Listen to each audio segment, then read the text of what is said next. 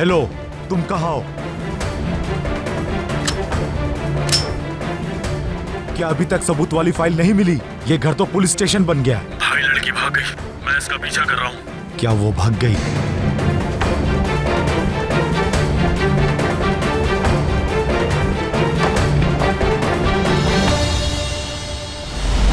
तुमने हमें मार दिया तो याद रखना, ऑफिसर तुम्हें छोड़ेगा नहीं। गोली चलाने से पहले अच्छी तरह सोच लेना। अगर हमें मार दिया तो तुम भी नहीं बच पाओगे, ऑफिसर तुम्हें मार देगा। तुमने इसको छुआ भी तो तुम्हें बर्बाद कर दूंगा। लड़की को छोड़ो, मैं यहाँ हूँ, तुम्हें मुझसे निपटना पड़ेगा। तुमसे भी निपट लूंगा मैं। तुम पहले उस वकील का हिसाब दोगे मुझे, और उसके बाद तुम्हारी बारी।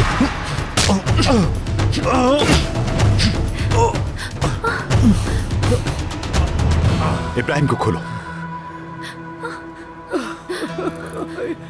शुक्र है तेरा मेरे अल्लाह।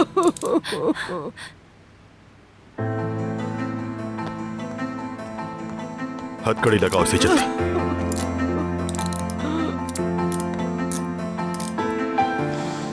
शुक्र है अल्लाह का तुम वक्त पर पहुंच गए। ऑफिसर,